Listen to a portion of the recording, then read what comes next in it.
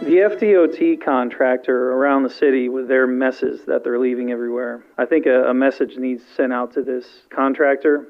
They're abusing our kindness, I think, to a great length. Flagler Beach City Commissioner Eric Cooley is demanding accountability from a state contractor he says has left the city looking like a construction zone. If you look at the dry retention area over by the park, not only are they taking up a huge amount of space, I mean, they're just throwing stuff all over the place. They don't have any respect for the aesthetics of the city. Cooley said the issue isn't with the Florida Department of Transportation itself, but rather the subcontractor hired to perform road work in and around Flagler Beach. I think that they've long overstayed in taking advantage of our kindness to a great length, and they're really hurting the look of the city. If we're going to keep people coming through, we can't look like a war zone because of irresponsible subcontractors. And I don't think it's really an FDOT thing. This is who they're contracting with. That particular provider, we all know the pains that when they come to town, their lack of organization and communications caused many, many headaches. And you can also see it with how they treat their equipment and our land. Flagler Beach City Manager Dale Martin. And we did have a teleconference. We are scheduling an on-site meeting to talk about other issues, and that topic did come up. So they're aware of our dissatisfaction. That's well past the dissatisfaction stage. So hopefully you'll see something soon. Commissioner Cooley said he hopes to see cleanup efforts begin soon, calling on contractors to respect public land and the city's appearance. Good morning, Flagler County. I'm Rich Carroll. You're listening to Flagler's Morning News on Friday, October 24th.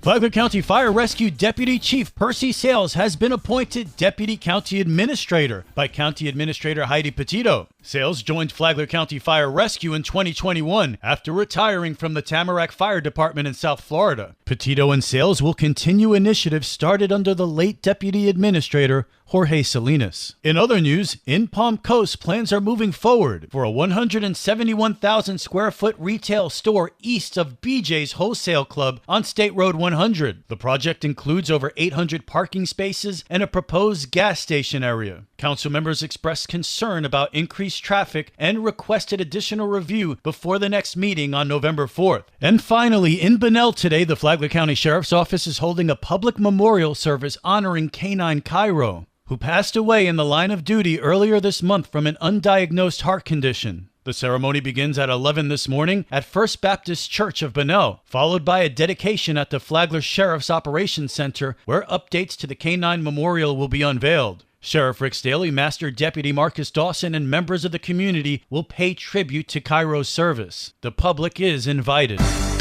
This local news is a service of Flagler County's Toyota dealer, Beaver Toyota in St. Augustine, conveniently located right off I-95 at exit 311.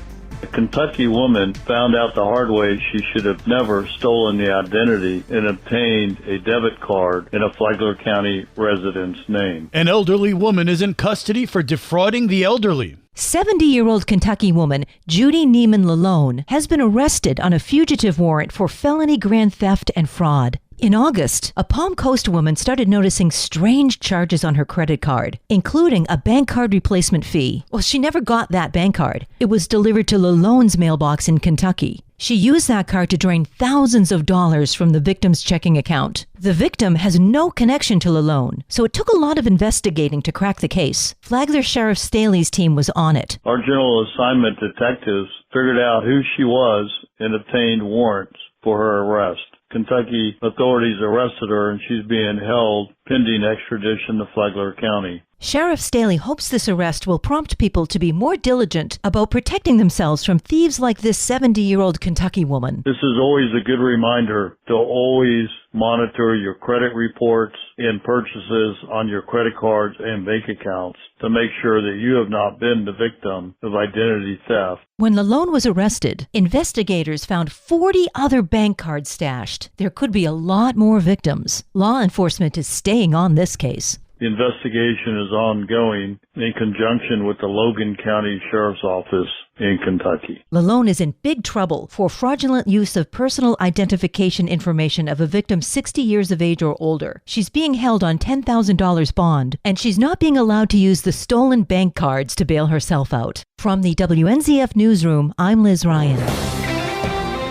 Weekend time means family fun time. Stacy is with Fun for Augie Kids. The Flagler County Public Library hosts Halloween Hoopla, a festive event with trick-or-treating, games, and pumpkin fun. Families can enjoy a DIY photo op, vote for their favorite pumpkin, and celebrate in costume. The City of Flagler Beach invites families to enjoy trick-or-treat in the park, followed by Flagler Family Flicks. This free festive evening features costumes, candy, and a screening of The Wizard of Oz, a magical experience for all ages. Trick or Treat at the Palm Coast Farmers Market brings costumes, candy, and community fun to the European Village. Enjoy vendor treats, face painting, spooky tunes, and a playful costume contest for all ages. For more on these events and over 100 others, please visit us on our website at fun4augiekids.com. Have a great weekend.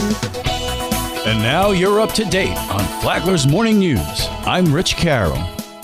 And now, Mike Licio with your WNZF local sports update. Rich and I are on the road again tonight for the WNZF High School Football Game of the Week. FPC will be in Port Orange to take on the Spruce Creek Hawks in the Bulldogs district finale. The Dogs come in off a 42-14 upset win over previously undefeated Yulee, which has catapulted them back into the postseason conversation. They moved from 11th to 10th in the playoff rankings and from 34th to 9th in the Florida Invitational Tournament rankings, where the top 16 teams to miss the playoffs will play in a separate tournament. Receiver Logan Jacobelli on the Bulldogs showing what they are capable of. We just know that we're that team that's like a few little mistakes away from being 7-0 and 8-0 right now. Without those few little mistakes, you can see what we've done. That game will be live at 7 right here. The Matanzas Pirates continue their climb to the postseason this week against Menendez in the Battle of Pellisier Creek. Coach Matt Forrest says no one sleeps on his Pirates anymore. We're getting everybody's best shot now, and with that comes responsibility. With that comes pressure.